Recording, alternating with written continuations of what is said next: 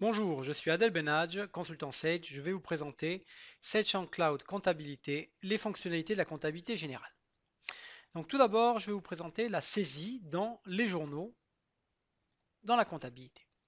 Donc cette saisie, elle est simplifiée puisqu'on va vous proposer en standard différents modèles de saisie.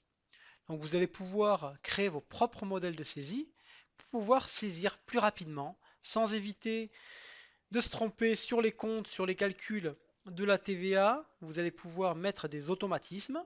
Voilà, on va pouvoir saisir en rafale plusieurs lignes en même temps. Saisir des références en rafale également. Saisir un montant avec le calcul de la TVA. Et impacter, vous voyez, très rapidement un bloc d'écriture. Donc cette saisie via modèle va vous faire gagner du temps, éviter des erreurs et vous allez bien évidemment pouvoir créer tous vos modèles de saisie. Dans ce bloc d'écriture, je vais vous montrer quelques fonctionnalités qui vont vous faire également gagner du temps sur les travaux d'inventaire. Première fonctionnalité, les documents rattachés. Vous avez la possibilité dans cette colonne de rattacher des documents externes.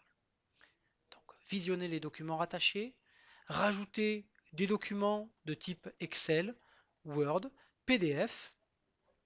Voilà, par exemple une facture que vous allez pouvoir rattacher sur le bloc d'écriture. Donc, ce document externe va être stocké sur l'écriture et également partagé avec l'ensemble des collaborateurs qui ont une licence Office 365. Donc on voit l'image qui est rattachée, mais surtout on va avoir toute une arborescence qui sera proposée à l'ensemble des collaborateurs qui n'ont pas Sage mais qui ont accès à SharePoint 365.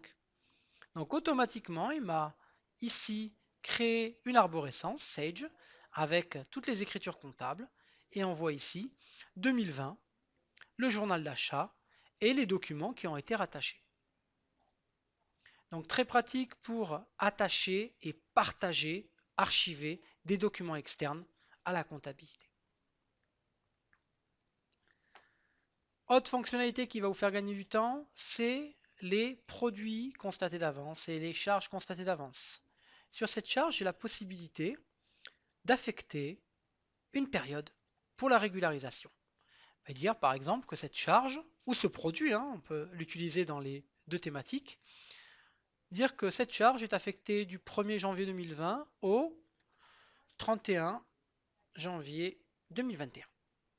Donc 1er février 2020 au 31 janvier 2021. Donc pour éclater cette charge sur deux exercices, parce que c'est un contrat de maintenance par exemple, et bien évidemment recalculer des écritures, reventiler à prorata temporis les écritures sur 2020 et les écritures sur 2021.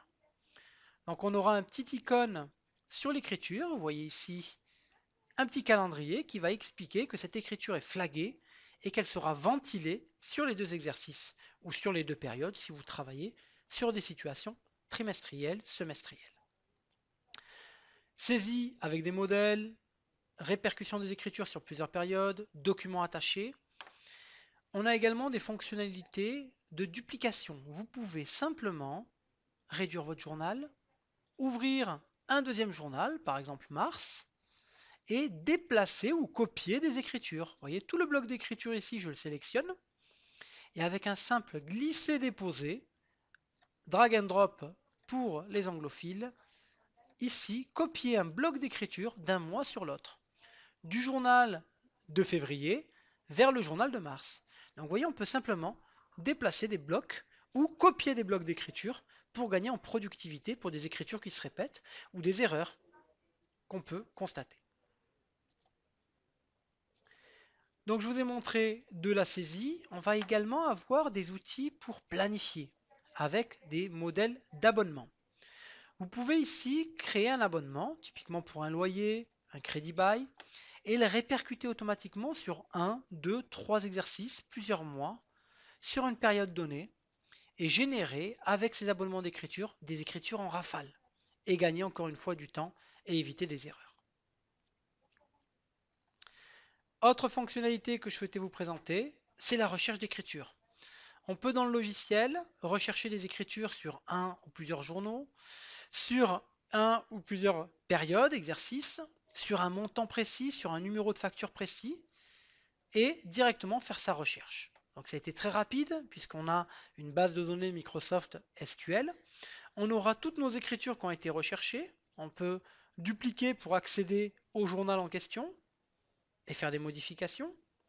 Et on peut également simplement tout sélectionner, tout copier, aller dans un logiciel Excel, Word, Outlook et tout exporter avec un simple copier-coller. Donc vous avez vu qu'en quelques clics, je peux exporter simplement toute une année d'écriture pour un expert comptable, pour ma holding, pour des contrôles, pour de la consolidation. Donc on aura un export simplifié avec Sage sans comptabilité. Donc je vous ai présenté de la saisie d'écriture avec des modèles de saisie, des documents qu'on peut rattacher et partager avec SharePoint, de la saisie d'écriture de charges et produits constatés d'avance, de la recherche dynamique et des abonnements pour gagner du temps sur les écritures générales. Merci.